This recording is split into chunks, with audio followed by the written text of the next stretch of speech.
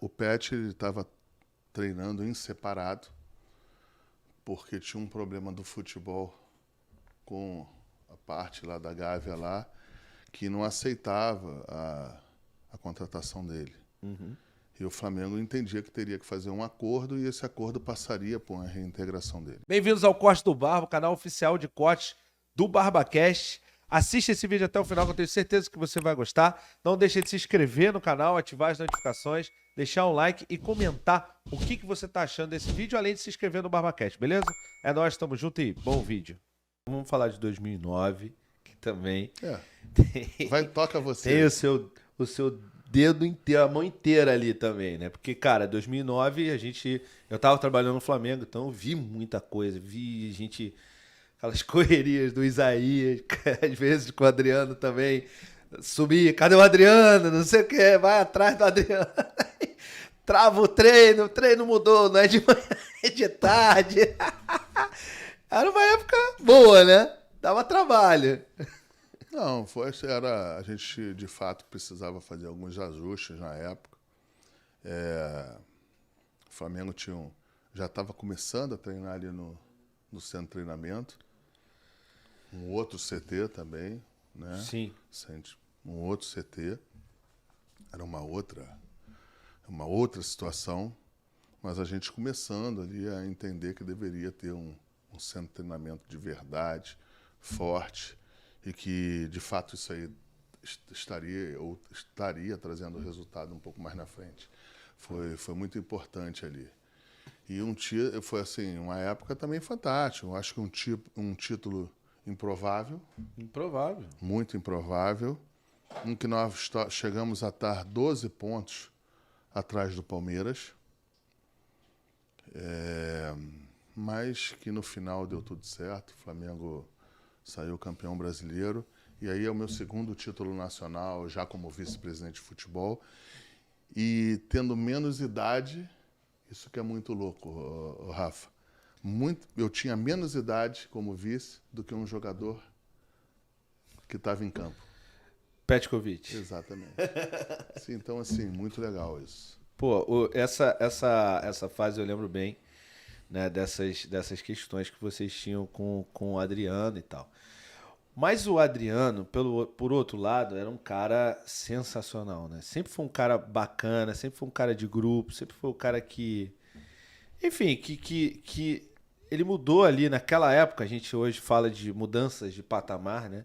A vinda do Adriano mudou o patamar, mas também o Petkovic, ali, que chegou ali para, né, uma dívida que tinha, uma história ali, uma aqui, que ninguém nem cogitava de escalar, e, enfim. Ele começa a ser escalado quando você chegou? Sim, sim. Como é que foi essa conversa? O Pet estava treinando em separado, porque tinha um problema do futebol com a parte lá da Gávea lá, que não aceitava a contratação dele. E o Flamengo entendia que teria que fazer um acordo e esse acordo passaria por uma reintegração dele. Enfim, quando eu cheguei, um pouco mais da frente, eu conversei com o Andrade e eu falei, Andrade, eu acho que o Pet tem condição, né, de ajudar a gente, talvez não nos 90 minutos, mas o que ele tivesse em campo, ele com certeza poderia ajudar e muito. E foi uma grata surpresa. Muitos jogos ele completou, jogos de 90 minutos, ele foi importantíssimo para o título. Fundamental. Para o título também. O Flamengo não tinha um elenco grande, né? O Flamengo tinha um elenco pequeno e na conta do Charlie. A gente acabou o Campeonato Brasileiro com bastante desgastado, já no final, uma temporada que quando você não tem peças de reposição ou com peças de reposição que você usa pouco, né, num campeonato longo, num país continental, em que não se tinha a estrutura que a gente tem hoje, a gente não viajava de fretado, Isso é uma diferença enorme de logística, de treinamento, de tudo. Era uma outra situação, mas graças a Deus o Flamengo acabou bem, acabou campeão. E ali também me botou em outra situação. Foram 2 títulos nacionais em 2006 e já como vice-presidente a gente conseguiu aí ter um outro título nacional depois de muito tempo.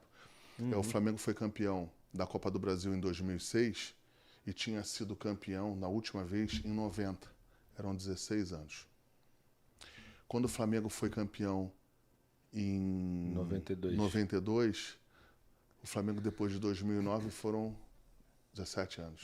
Então a gente quebrou 2 tabus aí de 16 e 17 anos. Essa questão, assim, o Pet e o Adriano foram fundamentais, mas eu lembro que quando vocês trouxeram o Álvaro, quem foi o Álvaro e o Maldonado, também isso incorporou o time de fato e o time engrenou de vez, né? O que você lembra dessa? Foi numa janela de meio do ano que eu consegui trazer essas 2. Assim, não tinha dinheiro, o Álvaro tinha tido um problema no Inter. Problema não, o Inter ele já estava há bastante tempo lá, já não interessava ficar no Inter e eu entendia que ele poderia nos ajudar bastante. O Álvaro foi um cara que nos ajudou muito, tremendo cara no vestiário, sabia incendiar, sabia acalmar, experiente. Maldonado, para quem conhece do futebol, é um cara sensacional. Sim. Sensacional.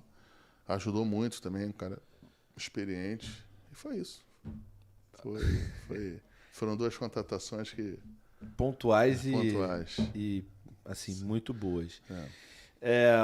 Tem alguma história legal que você possa contar dessa época? Tem um monte de história legal que eu não posso contar. Então. Tem alguma que pode? Não tem. Não tem, não. Tá bom. Eu lembro de uma... Assim, porque era um time muito bom com muitos protagonistas, né? Tinha o Bruno, tinha o Léo Moura, tinha o Juan, tinha o Pet, tinha o Adriano. Encontrei o Juan agora. O Juan agora no São Paulo, né? Eu encontrei ele em São Paulo. E aí? A gente riu, recordou algumas situações. Ele foi um jogador também muito importante para aquela conquista. Em 2006 também, inclusive fez gol. Claro, fez gol na final. Sim. O Flamengo naquela época tinha 2 laterais, que era o Léo Moura e o Juan, que o Léo Moura muitas vezes foi o desafogo do Flamengo no jogo, né? Você ali, com pouca possibilidade de entrar, de avançar, de quebrar linhas, você dava nele para tentar ver o que você conseguiria de enxergar taticamente para fazer os avanços que teriam que fazer. E assim, eu me lembro que assim, um papo que tinha muito entre os jogadores é: não vamos tomar gol, não vamos tomar gol, não vamos tomar gol, que um gol a gente vai fazer. Com o Pet, com o Adriano, Zé Roberto. com o Zé Roberto, um gol a gente tinha sempre essa certeza. Então assim, eu me recordo de sempre os jogadores experientes falavam e sempre falavam isso: não vamos tomar gol, não vamos tomar gol. Lógico que isso é óbvio no futebol, né? Sim, sim. Mas assim, eles falavam de uma maneira que é o seguinte: o jogo vai ser muito duro, a gente talvez aí não tenha peça para trocar, mas não vamos tomar gol, que a gente vai fazer. E foi assim. A gente foi matando, foi ganhando jogos importantes. Quando eles acordaram, a taça estava na gávea. E eu lembro também de uma resenha, aí eu lembro, naquele mosaico, a maior torcida do mundo faz a diferença. Contra o Goiás. E eu tava em campo, você também tava, eu era o responsável do marketing para levar a faixa lá, da propaganda e tal. Eu lembro, foi a primeira vez que eu vi esse cara chorando, ele chorou, viu? Ele ficou emocionado. Você não lembra, mas eu tenho o vídeo, tá? Você assim, olhando assim, emocionado e tal. Aquele jogo foi fantástico. Foi ruim o resultado. Foi ruim o resultado, isso que eu ia perguntar. Nesse jogo a gente não tomou, mas não fez. Foi 0-0. São Paulo ganha o jogo dele, passa nessa frente. E aí ia ter a próxima rodada que o São Paulo ia pegar Goiás.